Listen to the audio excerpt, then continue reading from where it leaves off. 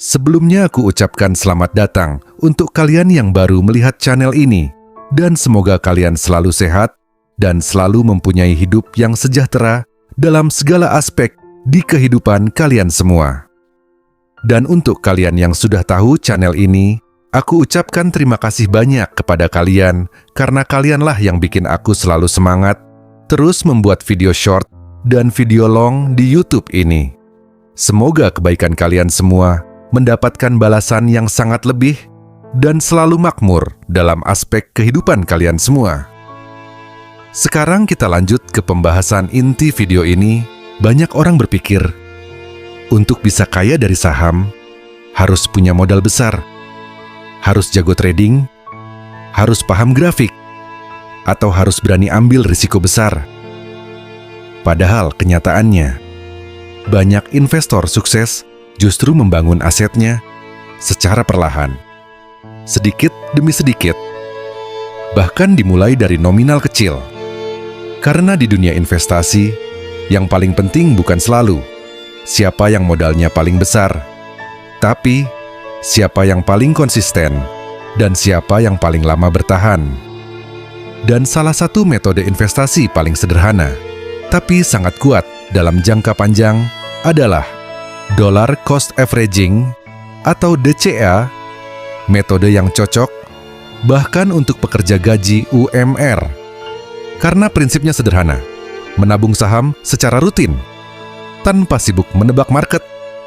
Di video ini, kita akan membahas apa itu DCA, bagaimana simulasi DCA saham BBRI dari 2023 sampai 2030. Berapa hasilnya? Berapa dividennya? Dan kenapa waktu bisa menjadi mesin pengganda uang yang luar biasa? Bagian 1. Apa itu DCA? Dollar Cost Averaging atau DCA adalah metode investasi dengan cara membeli saham secara rutin dengan nominal yang sama, tidak peduli harga sedang naik atau turun. Contoh, setiap bulan kamu membeli saham senilai 1 juta rupiah, terus dilakukan setiap bulan. Saat harga saham naik, tetap beli. Saat harga turun, tetap beli. Tujuan DCA bukan mencari harga termurah, karena kenyataannya tidak ada orang yang selalu bisa menebak market dengan benar. Tujuan DCA adalah membangun rata-rata harga beli yang sehat dalam jangka panjang. Karena semakin lama, jumlah lembar saham yang terkumpul akan semakin besar. Dan dari situlah, kekayaan perlahan mulai terbentuk. Bagian 2, kenapa DCA cocok untuk orang gaji UMR? Karena DCA tidak membutuhkan modal besar sekaligus. Yang dibutuhkan adalah konsistensi. Misalnya, gaji 4 juta rupiah sampai 6 juta rupiah, lalu menyisihkan 500 ribu rupiah atau 1 juta rupiah per bulan. Kelihatannya kecil, tapi kalau dilakukan 5 tahun, 10 tahun, bahkan 20 tahun, hasilnya bisa sangat berbeda. Karena investasi saham bukan permainan cepat, tapi permainan waktu. Bagian 3, simulasi DCA BBR I dari 2023. Sekarang kita masuk ke simulasi realistis. Misalnya, seseorang mulai investasi saham BBRI di awal tahun 2023 dengan metode DCA 1 juta rupiah per bulan, berarti 12 juta rupiah per tahun. Harga saham BBR di tahun 2023. Rata-rata harga BBRI di tahun 2023 berada di kisaran Rp4.500 sampai Rp5.500 per lembar. Kita ambil rata-rata Rp5.000 per lembar. Karena satu lot sama dengan 100 lembar, maka dengan 1 juta rupiah, orang tersebut bisa membeli sekitar 200 lembar saham per bulan. Total tahun 2023 1 juta rupiah kali 12 bulan. Total modal 12 juta rupiah. Perkiraan total saham sekitar 2.400 lembar. Bagian 4. Lanjut ke tahun 2000. Di tahun 2024, harga saham BBRI mulai naik, bergerak di kisaran Rp5.500 sampai Rp6.500 per lembar. Kita ambil rata-rata Rp6.000 per lembar dengan Rp1.000.000. Jumlah saham yang didapat memang lebih sedikit, sekitar 160 sampai 170 lembar per bulan. Tapi investor tetap konsisten, karena fokusnya bukan harga harian, tapi jumlah aset jangka panjang. Total akhir 2024, total modal 2 tahun, Rp24 juta.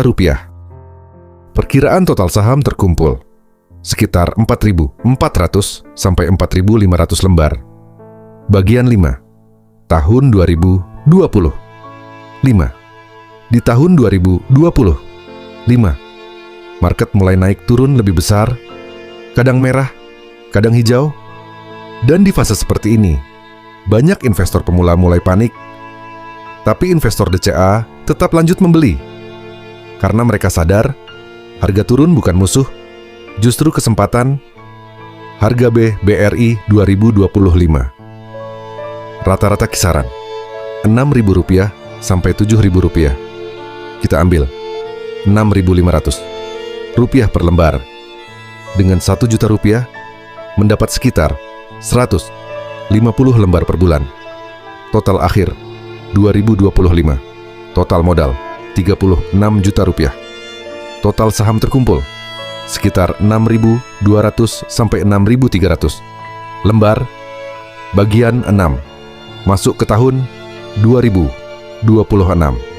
Sekarang kita masuk ke tahun 2026.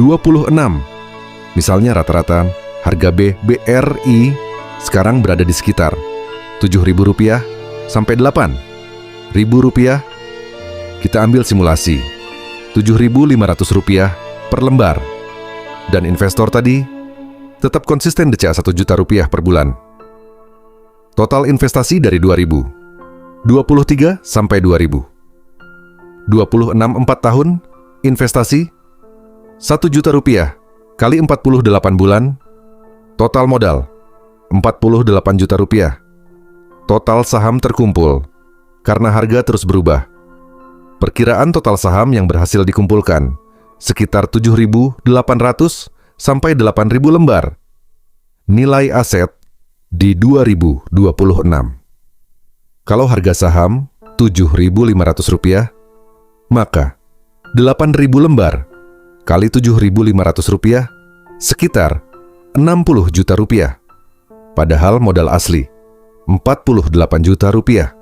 Artinya, sudah ada pertumbuhan sekitar Rp12 juta. Belum termasuk dividen. Bagian 7, kekuatan dividen. Ini yang sering diremehkan orang. BBRI termasuk saham yang rutin membagikan dividen. Misalnya rata-rata dividen Rp250 sampai Rp350 per lembar. Kita ambil Rp300 per lembar. Kalau punya 8.000 lembar saham, maka dividen tahunan 8.000 kali Rp300 sekitar Rp2,4 juta per tahun tanpa menjual saham. Dan kalau dividen itu dipakai beli saham lagi, jumlah lembar saham akan terus bertambah. Inilah yang disebut compounding atau efek bunga berbunga. Bagian 8, skenario tahun 2028. Sekarang bayangkan setelah tahun 2026, investor stop membeli saham, tidak tambah modal lagi, tapi saham tetap disimpan. Harga BBR di tahun 2028, misalnya BBRI naik menjadi Rp9.000 per lembar, maka 8.000 lembar kali Rp9.000 sekitar Rp72 juta. Padahal modal asli Rp48 juta. Dividen tahunan. Kalau dividen naik menjadi Rp350 per lembar, maka 8.000 kali Rp350 sekitar Rp2,8 juta per tahun. Bagian 9. Skenario. Tahun 2030. Sekarang kita masuk simulasi jangka panjang, misalnya tahun 2030. Harga saham BBR AI mencapai Rp12.000 per lembar. Total nilai aset 8.000 lembar kali Rp12.000. Sekitar Rp96 juta. Padahal modal awal hanya Rp48 juta. Total dividen.